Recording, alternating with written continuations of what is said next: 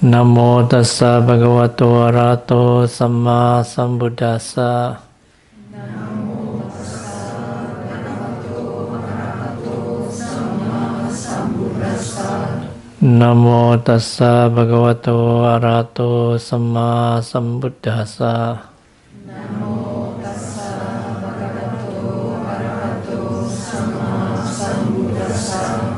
Namo tassa bhagavato arahato samma sambuddhassa. Namo tassa bhagavato arahato samma sambuddhassa.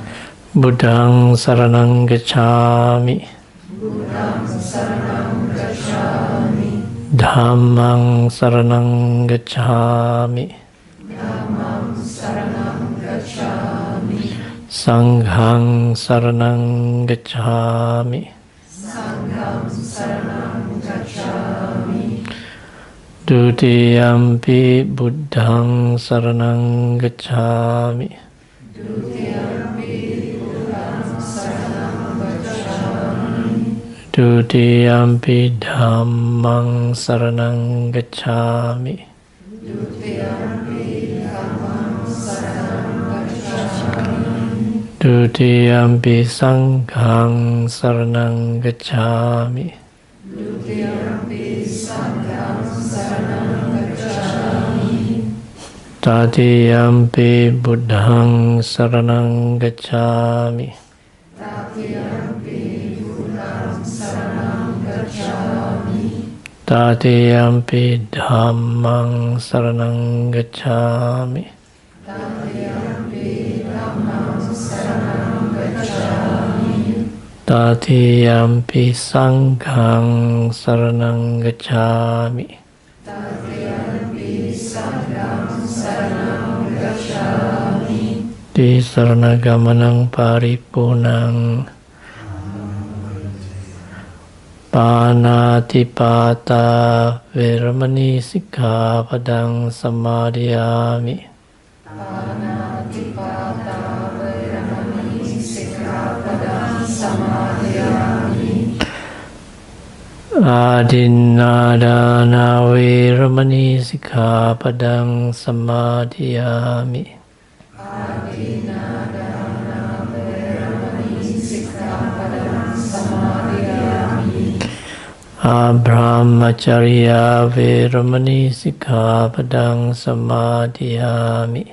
Abrahmacharya veramani sikkhapadang samadhiyami.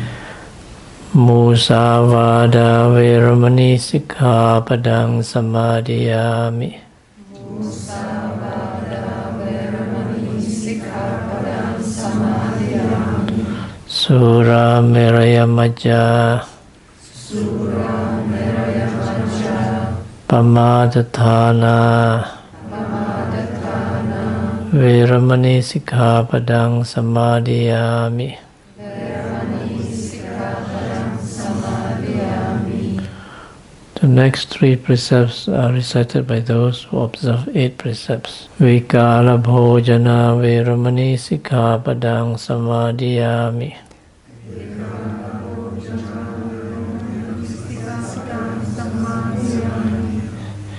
Nachakita wadita visukadasana malagandha dharana mandana vipusanatthana veramani sikkhapadang samadhiyami. Uchasayana mahasayana veramani sikkhapadang samadhiyami.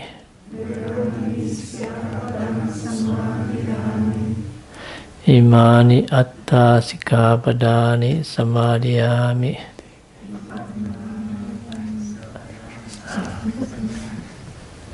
Imani atta is 8 precepts. Atta sikkhapadani samadhiyami.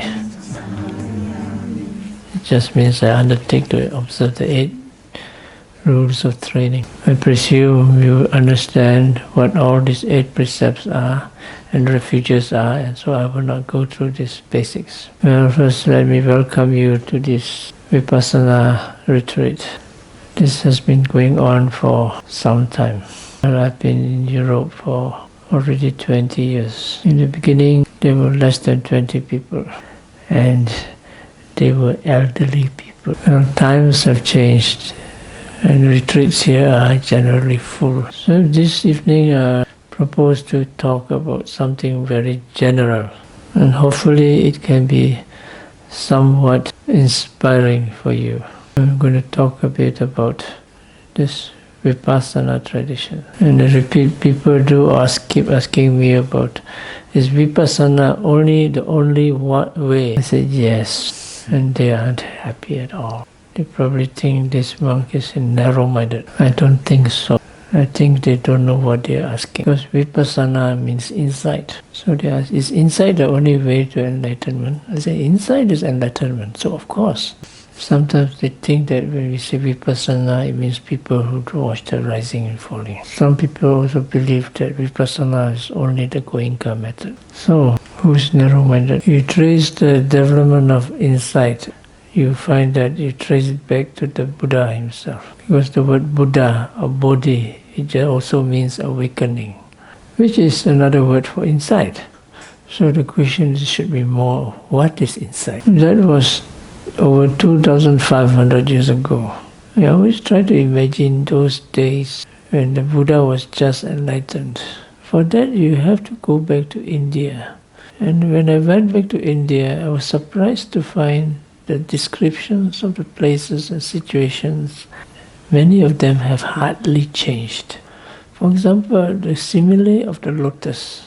You look at it, well, I'm sure you have seen lotus flowers before. When I was in India at that time, the first time I was there during the dry season, it was steaming hot. And when we came across the pond was thick with slime, and they were washing clothes in it. I mean, where else could they find water? And you can see the pond was thick, and it was certainly not something very clean. And in the midst of it arose this really pure, beautiful pink lotus. Then we came across a river. The river was quite wide, and the bridge was quite long.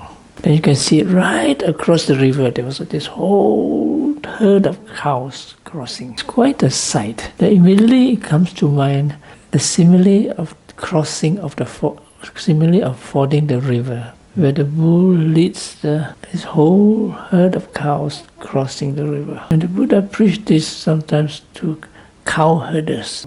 And so we can see the strong impact of the simile in the environment and on the people during those times, and probably should work as well in our days. And you see around you, there are still these sannyasis, this I wouldn't call it ascetics, this spiritual or holy men or wanderers.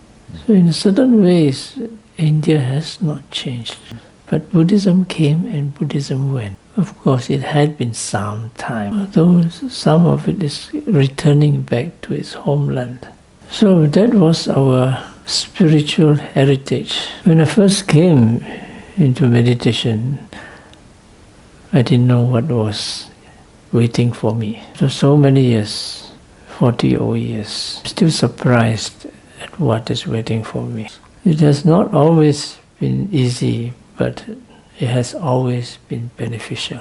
If you look at the history of this Buddhism or this meditation, it has gone through many generations. The first period is when the Buddha has started preaching to the ascetic, to all the other disciples, and they were getting enlightened one after another. In this first period, they didn't have monasteries. They wandered from place to place in small groups until social conditions made them that they should stay put during the Vasa or the rains period. And also later the establishment of the monasteries. Now in this first period is some kind of a very idyllic period. For example, in those days they have not so many Vinaya rules. They slowly grew with time. because they simply know how to behave. And many of them were soon enlightened the moment they met with the Buddha. For example, an enlightened person, at least a stream winner, wouldn't go around telling lies or start talking bad about others, much less stealing things, and definitely not any wrong views. So they lived harmoniously with loving kindness for each other, and they were quite austere.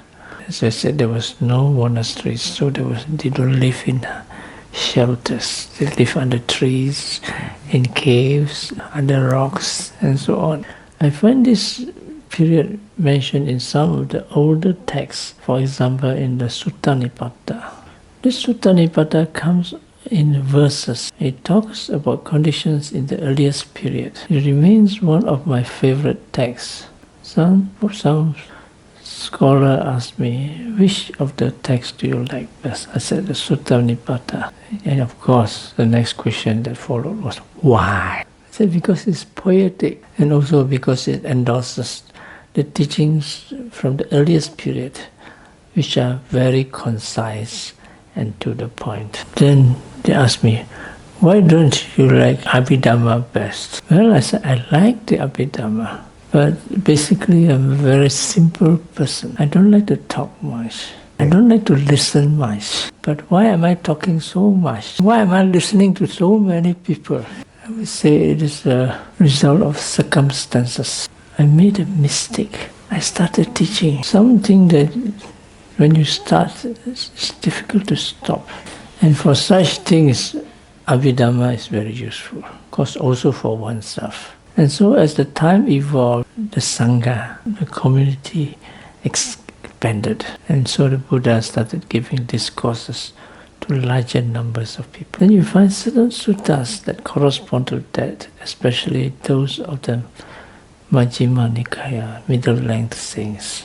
But that's the general line of discourses that have come about. They address certain issues. Some are social, like those addressed to rulers and lay people. But the heart of it is in the practice. There's an interesting thing I came across in the Mahaparinibbana Sutta, the last long sutta, because it was a continuous arrangement of discourses, starting with the conditions of welfare for lay people and for monks, for the sasana or the dispensation to continue.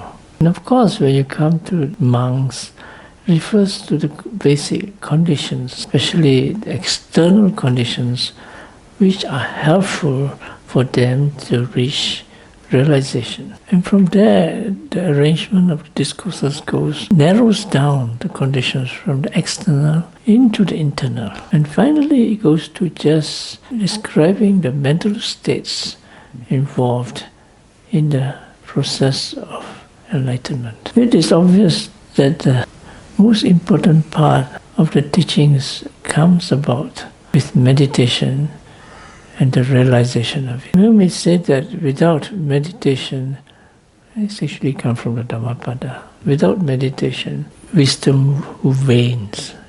Wisdom difficult to get. The arising of insight comes about step by step. Generally, it follows the procedure of first study, pariyatti, then practice, patipatti, and finally realization, pativeda. And throughout the centuries, you may say that this process of meditation in the Buddhist circle has been carried out until today. In different places, different periods, different people, different cultures, the meditations would come and take different forms.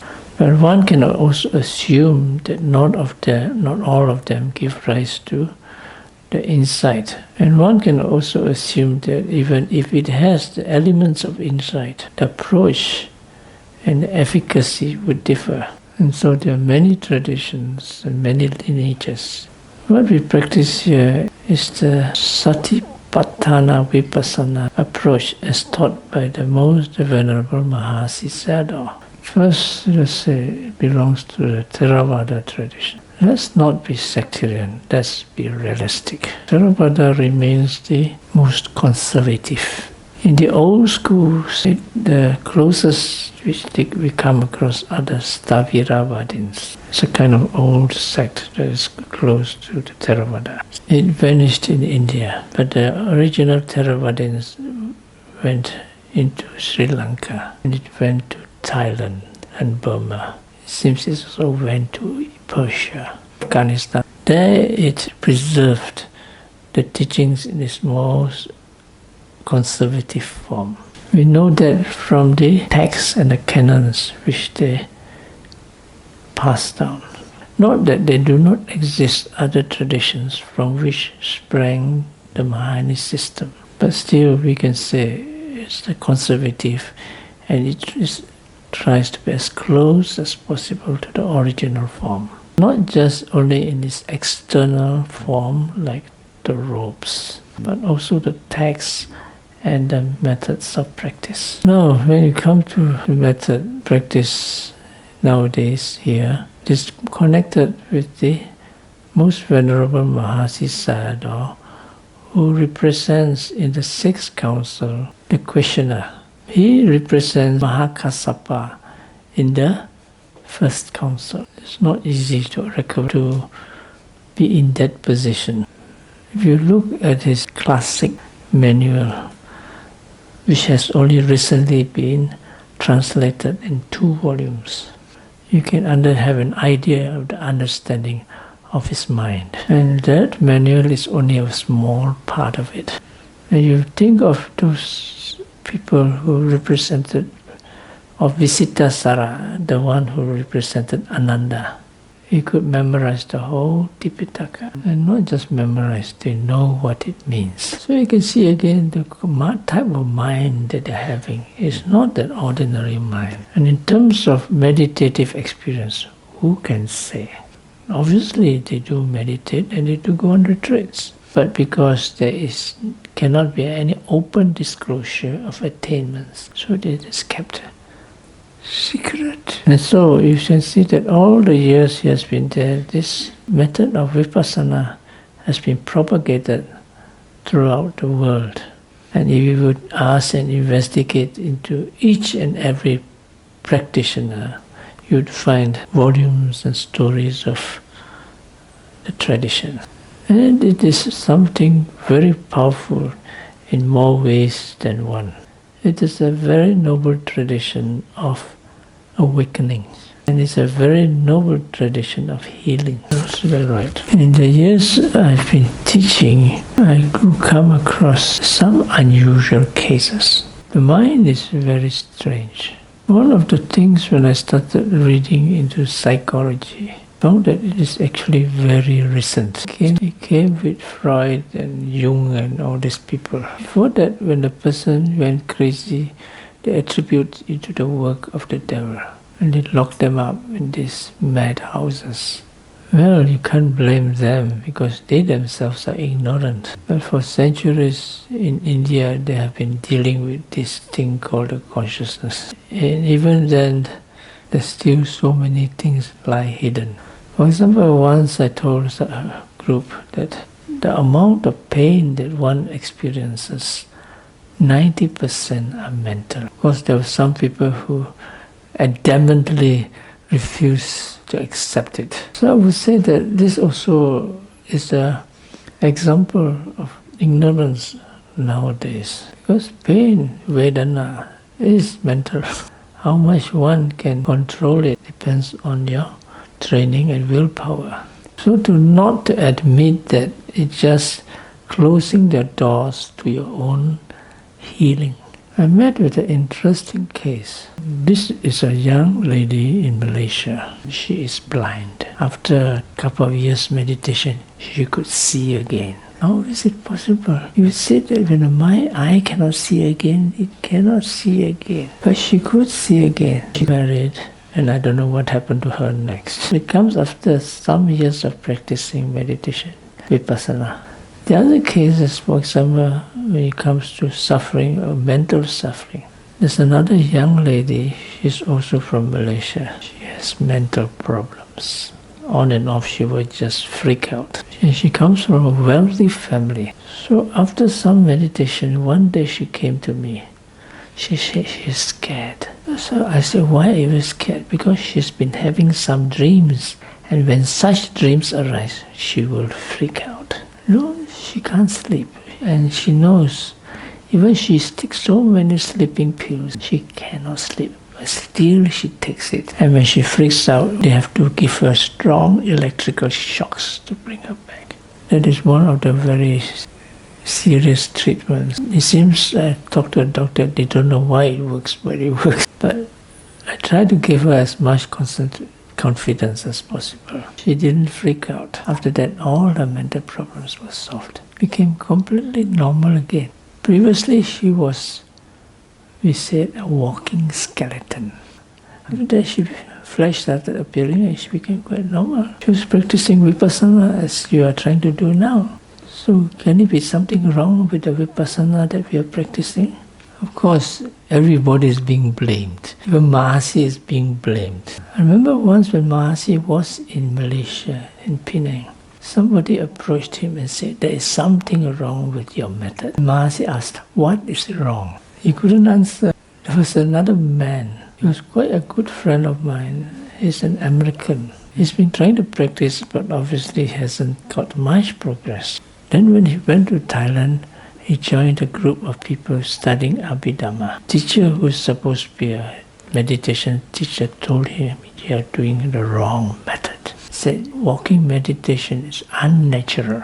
You should not try to be mindful. Mindful arises spontaneously according to conditions. So when he went to Burma, Mahasi Center, he met Mahasi himself. And as usual, he brought his problem out. So Mahasi again asked him one question. Have you arrived at the first insight knowledge? He said no. So that was the answer. But this I'm impressed by how Mahasi still at his position gives attention to all these beginners. And so as we go along practicing and also teaching, you find that there are many of these amazing cases, especially when it comes to the arising of the insight and knowledges. Some of these are very clear and they can be very obvious and transforming. And still people come and tell me, you're teaching the wrong method. You must get jhanas first, otherwise it won't work. So I'll tell them, I've practiced jhanas as well. And I know without jhanas, they still work. And why one wonders, why Mahasi went on to teach the pure Vipassana method. Before this pure Vipassana method was propagated, they all practiced samatha before. Mahasi himself included. All his main teachers and disciples included. Those that started teaching without pure samatha often are those that came later. But you find that even then, when they practice longer, they are also taught samatha. But what is obvious is that they see the priority and importance of Vipassana over samatha. And a lot of people still make great progress without the support of pure samatha techniques. This is especially relevant when you come to lay people, because a considerable amount of time has to be spent on reaching those concentrated levels. And quite a lot of time has to be invested in maintaining them. If you're a monk or one devoted all your life to practice, well and good. Samatha is very helpful and very powerful. But if you're a lay person, you have to give priorities. And of course, we must not forget that time flies. Even monks, they're so involved with so many worldly things, like building bigger and bigger monasteries. So there is some wisdom in Mahasi in terms of propagating pure Vipassana. So you come under a very noble tradition. For example, people want to do away with all these traditional values. We don't need a lot of this unnecessary traditional stuff, such as Buddha images. We can also do away with the robes, remain very practically secular. Well, I think we have to think of the whole network and the whole lineage and traditions that have come through the centuries. And in my experience, I find that many of this wisdom that have been passed down cannot be get anywhere else and not in books. In the initial phase of the transmission, it was all oral traditions. And especially in meditation, it is still very much in the oral tradition. Once I wondered why all these meditation teachers, they are so experienced. Why don't they write some books? Take for example the Metta Bhavana, loving kindness meditation. There are bits here and bits there, but usually they just quote a lot of bulk from the Visuddhimagga path of purification. And so it ended me doing something. Even in Vipassana, not many books have been very clear of what to do and why we do that. So a lot actually still remains in the oral tradition. So we should not be so proud as to say that we don't need any tradition. Of course, it also does not mean that we have to believe everything the tradition says. Vipassana is tradition of investigation. It comes from thorough observation and experiencing of processes. You do not believe it merely because of hearsay, because it's written in the text, or because your teacher tells you so. But if you go against it, be mindful, because you may be going against the centuries of experience. And so the search basically remains an individual and private matter. When I first started teaching meditation, I think, well, I must lead these people properly on the way. I've already forsaken the idea, because many of them just want to do what they want to do. So I've taken the position of a man in the street. People have lost their way. They come and say, "Hello, Mr. Sir, I want to get to Nibbana. Which direction should I take?" Of course, first, I'm very skeptical. After all my years of practices, I become a true skeptic. Not skeptic of the Dhamma, but of people. He wants to go to Nibbana. Really? Well, if it is not really, I still tell him to go there, and let's see whether he likes it or not. So it's more, a teacher is more like a guide, still to be more mindful and to decide your fate. Okay, stop here tonight. Tomorrow we go with the actual meditation, Satipatthana.